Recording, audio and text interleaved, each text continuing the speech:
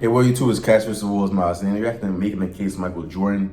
Can't really speak much about. That's why you're actually Jordan. Special. The size of the court and the lack of pads or helmets give fans the most intimate experience of a team sport that exists. And because of the different styles that basketball allows for, players develop their own distinct identities and signature styles through their creativity, flair, and athleticism. Yo, and although no player succeeds alone, I haven't really talked about that, but like before that video, that dunk, bro, that dunk on Brian Knight, I remember it to this day, bro. That's one of the most nasty dunks I've ever seen in my life. The scoring volume and two-way nature of the sport give individual stars a nearly unprecedented amount of control over the flow and outcome of a game. For this reason, players are constantly compared to their peers and to the legends of the past in order to answer the most hotly contested question in the sport. Who's the greatest to ever do it? For many, the question is redundant. They believe in only one right answer, their answer. Others might have their own personal stance, but acknowledge one or two alternatives. But I believe that there's much more nuance to the question of greatness and more answers to it than you might think. By my count, there are 8 players in NBA history that have a substantial claim as the GOAT. It's a subjective thing, though. I can't give you a definitive answer. All I can do is make the argument. So today, I'll be making the case for Michael Jordan as the greatest basketball player of all time. Like I said before the video starts, but like I said last video, I'm gonna pretend I do not know anything about MJ, bro. Like, it's strictly objective. No hate, no love. He's just a basketball player right now.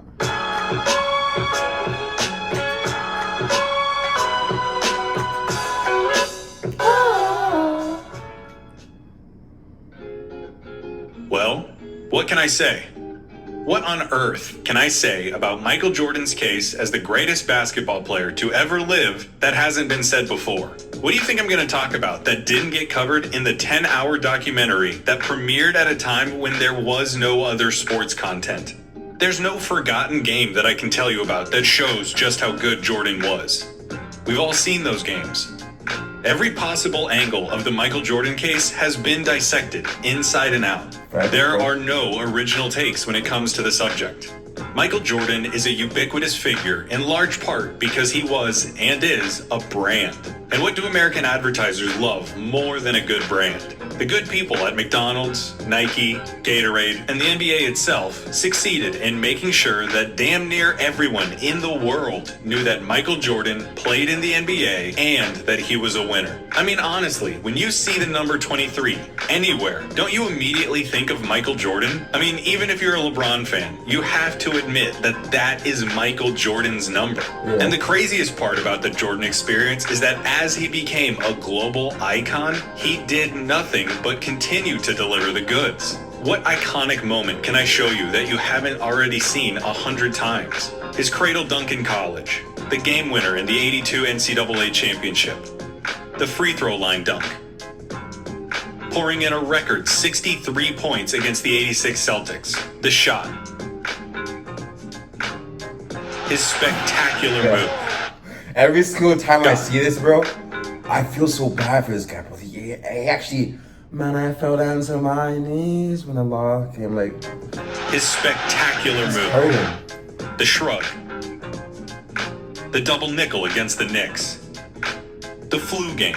Passing to Steve Kerr for championship number 5. These are sequences and moments burned into every basketball fan's consciousness. Every one of those moments served to propel Jordan higher and higher in the cultural zeitgeist until he was one of, maybe, the 5 most famous human beings on the planet. And yet, the inevitable passage of time has eroded the consensus around Jordan's GOAT status, especially with younger people who might not have been alive to see him play. That's not to say that there aren't young people who don't see him as the GOAT, but it's not as airtight as it once was. Now, I'd hate to speculate on behalf of an entire generation of basketball fans, but here I go anyway. I was 516 days old when Michael Jordan won his last championship. I can't remember much about it. And I think that people who didn't live through Jordan's prime are a little tired of hearing how great he was. Of course, people want to be alive to see greatness. They want to be able to say, I saw the best ever. Now, I don't think that makes it right, but it's part of the explanation. The other part is that Jordan's celebrity seems to cloud everything he did. At times, it feels almost like propaganda. How many times have you seen this? Some basketball account on Twitter or somewhere on the internet celebrates the anniversary of something that, say, Wilt Chamberlain did. And in the comments, somebody says something like, Wilt Chamberlain, the most dominant player I ever saw.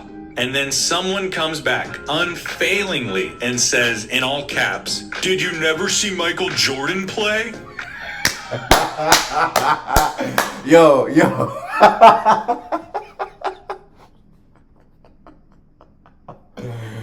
Just go to any of my Jordan comment sections. Just go to any of them.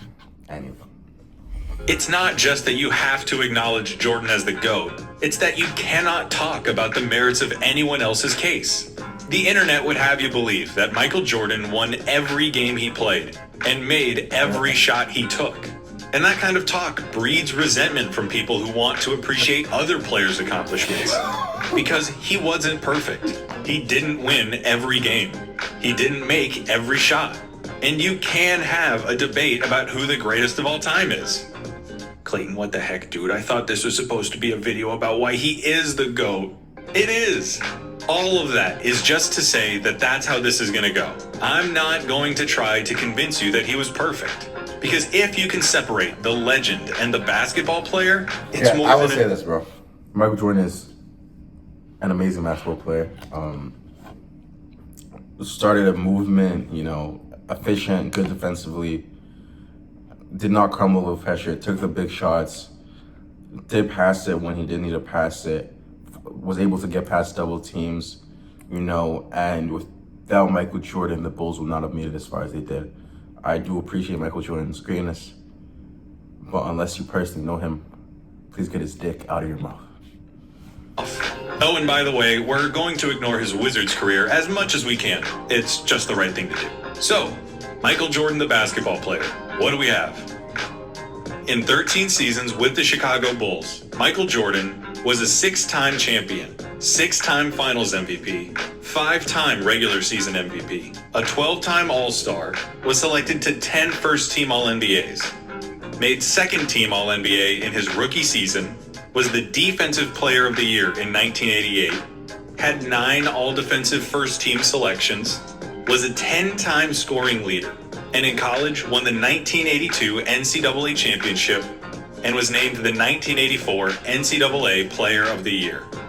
Without a word of analysis or commentary, that resume is screaming about one of the most decorated and successful basketball players in history. Jordan's case is related to Kareem Abdul-Jabbar's in that you can pick from just about any criteria you want to, and you'll find enough evidence to support his reputation. First and foremost, Jordan might well be the greatest scorer in basketball history. Ignoring his 2 years with the Wizards, Jordan's scoring average was 31.5 points per game. Michael Jordan in a Bulls jersey scored more points on an average night than any other player ever. Including his Wizards tenure, he averaged 30.12 points per game, still the highest of any player ever, beating out Wilt Chamberlain by a few decimal places. The style of Jordan's play was only matched by the substance of his game. Every ounce of athleticism that brought comparisons to Dr. J was matched by footwork that could only be seen in players like Hakeem Olajuwon. His acrobatic layups are underscored by his unerring technique and diligence that make him a case study in fundamentals. At his peak, he tortured guards in the post, eluded big men with his electric first step, developed into the best mid-range scorer of all time, and ran Phil Jackson's triangle for all it was worth. He had... Right now we're hearing greatness, bro. You better listen to that. We're hearing greatness. That is amazing. Nearly every offensive facet of the game in his toolbox, and he pulled out that toolbox every night. He has the highest usage rate of all time, scoring in volume on a nightly basis. But he also pushes advanced metrics and efficiency stats to their breaking points. He has the highest player efficiency ranking ever, the highest offensive box plus minus ever, the 5th most win shares, the most win shares per 48 minutes, an outstanding true shooting percentage, and so on. It is unfathomable to me that Jordan combined such unprecedented volume with such pristine efficiency.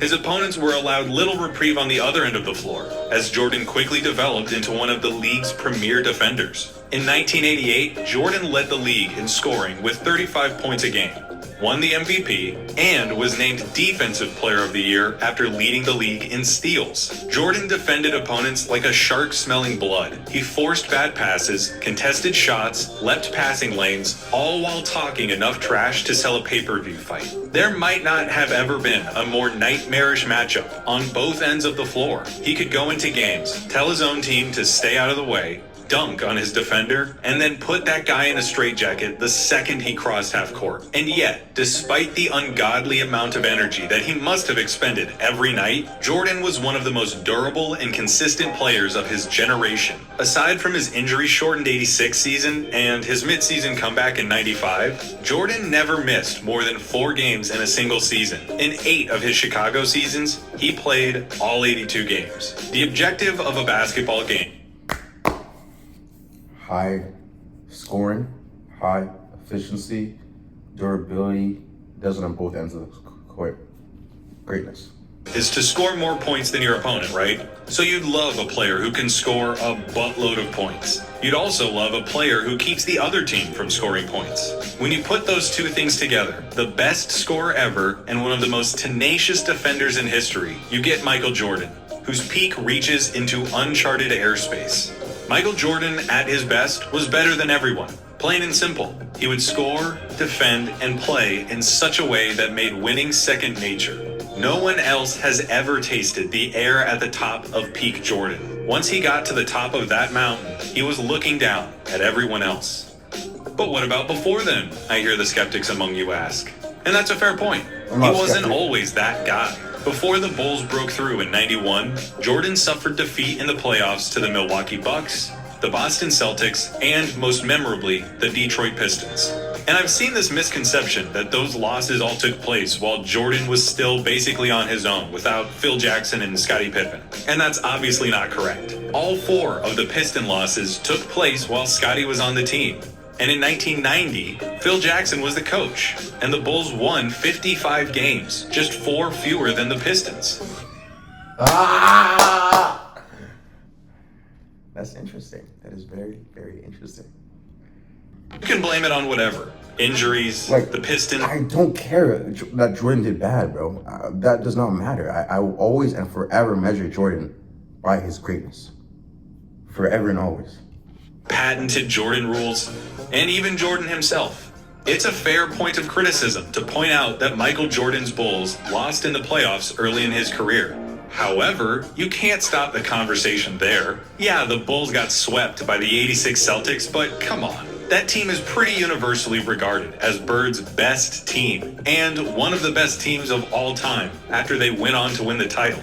The fact that Jordan hung 63 on them, a record that still stands, is outstanding. The 87 Celtics also made the finals.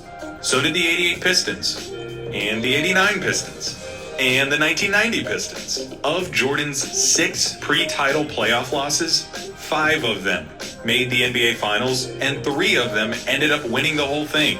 They're losses nonetheless. But it wasn't like he was being beat by the Washington Generals. He was losing and sharpening his teeth against the best, for whatever it's worth. And it's worth something.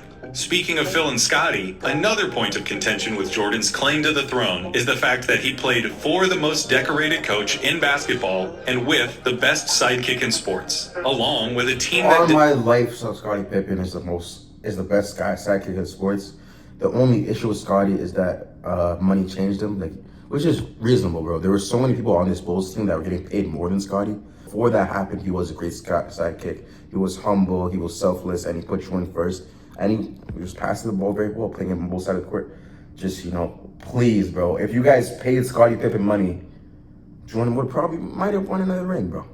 their jobs to a T and bought into the team. As for Scottie, there are some people out there who would have you believe that Scottie Pippen was nothing more than a glorified role player. They'll say he didn't have the game to carry a team to a title, and he didn't have the aptitude to spend too much time in the spotlight. They'd have you believe that Scottie Pippen was nothing without Michael Jordan.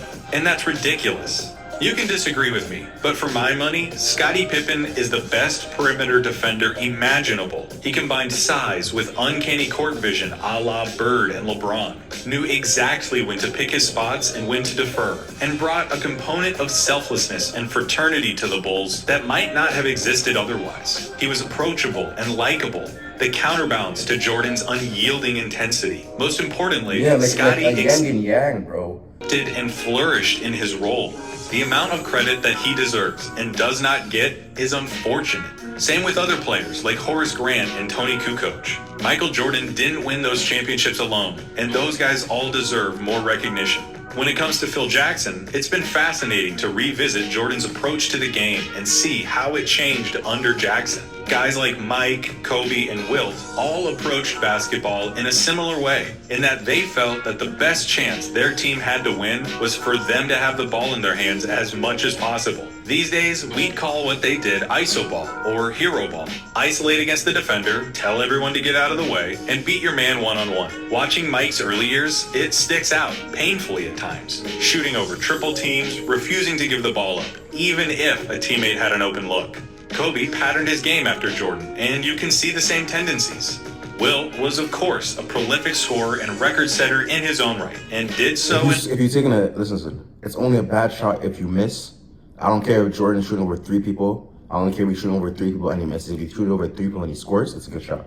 Manner that gained him the reputation of being selfish. But with Jackson's philosophical influences, the triangle offense, and a stellar supporting cast, Jordan learned to dial those tendencies back and perfect his game, resulting in one of the most dominant stretches any athlete has ever had in their sport. Of course, he still had the stuff to go and win his one-on-one battles, but he walked the line as well as anyone ever has. Kobe did the same thing. He won 3 championships with Shaq at the beginning of the decade of the aughts and finished the decade with back-to-back championships. Now, who was Kobe's coach during those championship years? We know. Who was it that helped him tailor his game to a more team-friendly approach so as to unlock the group's championship potential? Oh yeah, it was Phil Jackson. Phil Jackson should, and does, get praise for managing some of the most eclectic locker rooms in basketball, satiating some of the most headstrong egos in the world, and providing an environment where the most talked about team with the most popular athlete could do their jobs. The Bulls' success might not have been what it was without Scottie Pippen. It might not have happened without Phil Jackson, and Horace Grant, and Tony Kukoc, and Steve Kerr, and Bill Cartwright, and all. Okay, so all I'm saying is like, just because Jordan had great teammates, just because he had a good coach, it's luck happens, bro. Like just it doesn't. Him having a good supporting cast does not necessarily mean he's gonna win. He still has to rise up to that challenge to win, right? Basketball's a team sport at the end of the day, bro. Those guys, basketball is a team game after all.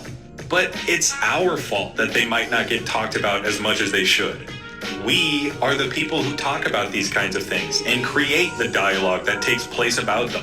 That doesn't somehow discredit what Jordan did for those teams or nullify what he contributed. Yeah, Scottie was a perfect sidekick. Yes, Phil Jackson was a masterful coach. Those things can still be true, and Michael Jordan can still be the greatest of all time.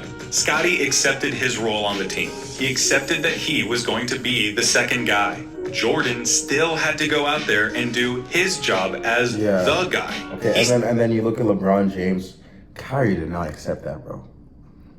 Like, LeBron and Kyrie could have been a lot more successful. And then recently Kyrie spoke about, if he's as mature as he is now, he probably would not have left the Cavs. Still had to set the tone of every practice and every game. He had to put the ball in the hole, share responsibilities guarding the other team's best player, take over when games started slipping out of hand, and at the end of the game, take the last shot. It doesn't work unless Mike does what everyone expects him to, which is to be the best player in the world. As for Phil, in no way is there a knock on Jordan that he had a good team, bro. It's better from him. There's some, for example, James Harden cannot play with a good team. He can't. He deadass cannot play with a good team. James Harden needs to play with bums for him to play at his best level. Yes, it is true that he tempered Michael's worst impulses. He helped sand off the rough edges and align the team. But Mike still had to accept that coaching. He had to adapt his game That's and do the coachable. work. Plus, isn't it a coach's job to coach? Why is it a knock on Jordan that his coach was good at his job? Okay. Michael Jordan doesn't deserve all of the credit for their success. But he does deserve the lion's share of credit because he shouldered the lion's share of responsibility of such an incredible team. How incredible of a team were they?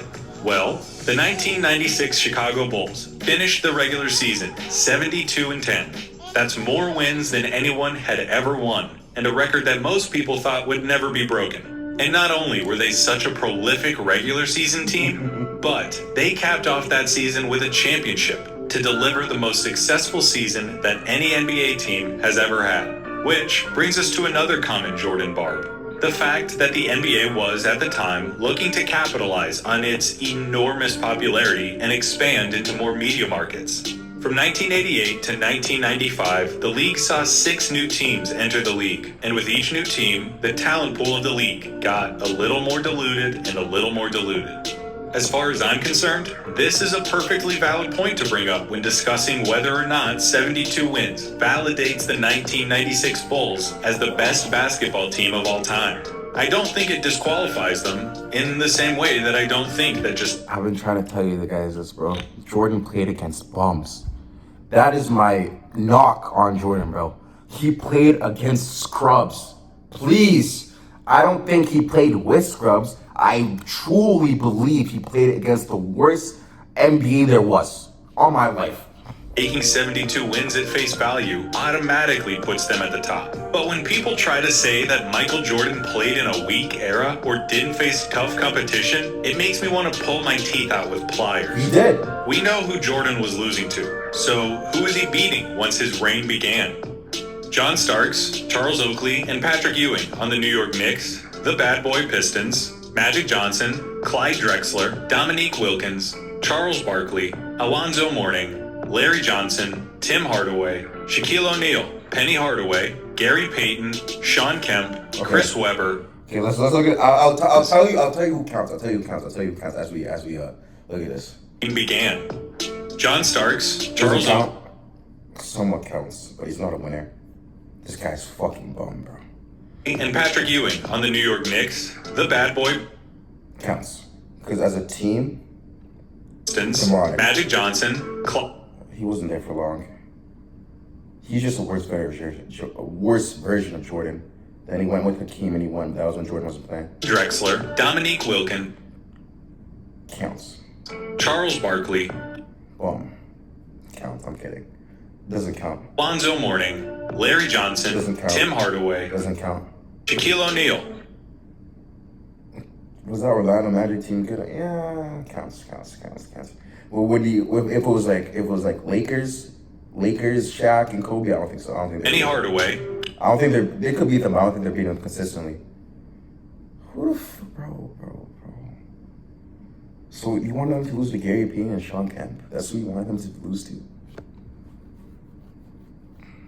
I mean, Giannis lost to Jason Tatum and Jaylen Brown, but he didn't expect their center to make 7 threes. Gary Payton, Sean Kemp, Yeah, Sean Kemp. Chris Webber,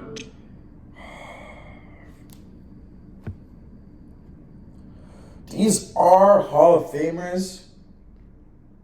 So yeah, it counts, I guess. John Stockton, Karl Malone, and Reggie Miller. Basically every relevant basketball player from the 1990s beside David Robinson and Hakeem Olajuwon. And no, I don't care to count up how many All-NBA opponents the Bulls saw. Why not? Okay, comparatively, Tim Duncan, yeah. Dirk, yeah. Clay, not really, bro. Like, you're good, but... I mean, yeah, okay, Clay, yeah. Because I'm thinking about current day Clay. Clay back then, demonic. Sanji Bub, somewhat. Jason Kidd, James Harden, he didn't really play James Harden in the play. LeBron didn't really play James Harden in the playoffs, so this does not count. DeMar DeRozan, LeBron was shitting on DeMar DeRozan, so DeMar doesn't count. Joakim Noah, good defensively, doesn't really count. Rajon Rondo, yes, counts. Iguodala does not count, bro. In comparison, it does look like MJ had more comp, if you're looking at comparison-wise. someone else, or how many all-star teammates Jordan had versus other players, or any of that. Because one, the players on that list all passed the smell test of a competitive era with flying colors. Two, I don't care about that stuff. And three, because, like I have said and will continue to say, everybody has advantages. Everybody. You become great by capitalizing on the moments when everything lines up for you. You seize the opportunity and press the advantage. So what if the Bulls were expected to win? They did win. And they were expected to win because Michael Jordan tipped the scales in their favor against everybody. And as a final objection, people who are looking to dethrone Jordan will tell you that he was an asshole to his teammates. That he alienated those who he didn't deem worthy or tough enough to play alongside him, and he refused to respect or trust them. And that is a fact. He was an asshole. He punched multiple teammates in the face, belittled his peers for mishandling passes, and spoke to his teammates in a way that would not fly in 2020. It's a fact that feels Yeah, bro, you call LeBron a crybaby, but this is, in my opinion, this is worse as a crybaby, bro. Because he's not a leader. Let's be honest, Michael Jordan is not a leader, bro. He's a good player, but he's not a leader.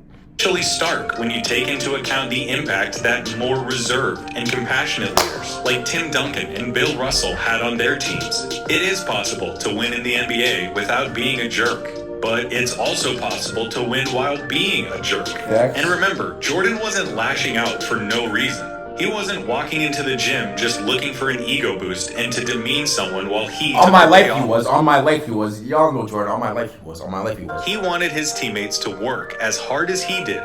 He had to make them understand that the Bulls could not be playing games because they wanted to win. They had to play as if they needed to win. Because psychologically, Jordan did. Take Tim Duncan and compare him to Michael Jordan. You never hear about Tim Duncan really tearing into some dude in front of the whole team at practice. You never hear about Mike not taking the opportunity to chew out a teammate that could have done something better. They are polar opposites when it comes to how they led, but they were both leaders, and both of their styles worked. In the same way that not everybody could play for the Spurs, not everybody could play for the Bulls. If you couldn't handle the team first, no one is above the group approach that the Spurs culture built, you weren't playing with Tim Duncan. And if you couldn't handle getting called out, being pushed past your stress point, and playing without fear, you were not playing with Michael Jordan. They both shared a common vision of basketball perfection. They set a high standard and expected everyone around them to work as hard as they did at achieving that standard. If you didn't, you were out. So yeah, Michael wasn't nice. Not everyone could get along with him. If he had spent his years in the league making a villain out of himself and making enemies out of everyone else, toiling away in the postseason without ever breaking through, that would be one thing. But what he did worked. It produced results. And speaking of results, the guy won 6 effing rings. And he won all of them as the best player. I know that the people who want to discredit Jordan have already found a million ways to get around 6 rings, but I don't buy any of them. It is literally the best claim that any player has to the throne. He won more championships as the best player on the team than anyone but Bill Russell. But Jordan did it with more teams and more variables that could have set the team back. He checks all of the boxes. He had more success than Wilt, had more statistical prestige than Russell, had a higher peak than Bird or Magic, and leveraged that peak for more titles as the guy than Kareem. He was the ultimate closer. He lived for the moments that decide games. As an individual talent, he is an A+, as special as you can get, as well-rounded as anyone ever.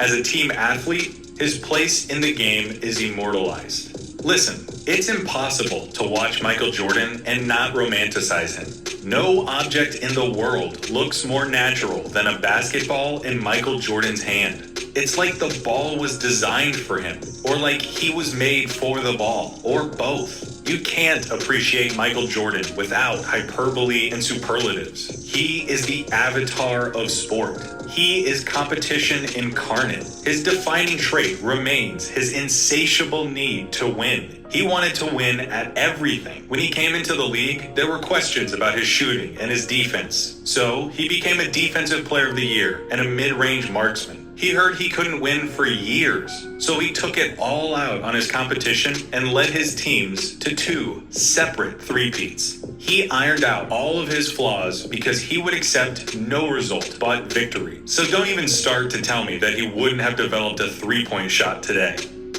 And more than anything, sport is an art form, isn't it? It's expression. It's theater and it's storytelling. Part of sports is the excitement, the show. And Michael Jordan was the most dynamic show in the world during the end of the century. Part of it too is because the Jordan show wasn't terribly complicated. There wasn't a lot of baggage attached to the Michael Jordan experience. The things that he did made people believe, if only for a few moments, in superheroes. When spectators looked at him, hoping to find something to connect with, they found the indomitability of human will. The old sports cliche fully realized that the game is won by the team who wants it more. And we all like to think of ourselves like that we are wired like Jordan. But let's face it, we're not all like that. That's what made him special. There's only one Michael Jordan. As for the story, how's this? There's a guy who is knocking on the door of the Pantheon. He has been for a while now. He captures the imagination of everyone who has ever seen him play. He might well be the most talented player to ever lace up a pair of shoes, but he just can't seem to break through. He loses in the playoffs against the same team over and over and over. Every year, he gets a little bit closer and a little bit closer until finally he breaks through. His talent is justified with 1, 2, 3 championships, all in a row. It hadn't been done in 30 years. Now there's talk about how this guy might not just be the best talent, he might be the best ever. And as he's climbed the mountain, he has become the most famous athlete in the world. And then he retires, only to come back a year and a half later. In his first full year back from retirement, they win the title. He is back. And then they do it again. By now, he is practically lapping every other player historically. Every image of Michael Jordan in recent memory is of his team holding the trophy. By 1998, he had won 5 championships in 7 years, 3 in a row, and then back to back. And now it was the end, the last year of everyone's contracts. The team's blowing it up. This is their last ride, the last dance. They're running on fumes, but they climb all the way back up the mountain to the top. They're back in the finals. The target on their backs has never been bigger. The pressure has never been heavier. In Game 6, on the road, looking to wrap up an unprecedented second three-peat in a game with more people watching than in any other game, it goes down to the wire. The Utah Jazz won't go away. Unfortunately for them, they're playing against Michael Jordan, who saved his best for last. Here is Michael Jordan's final shot as a Chicago Bull.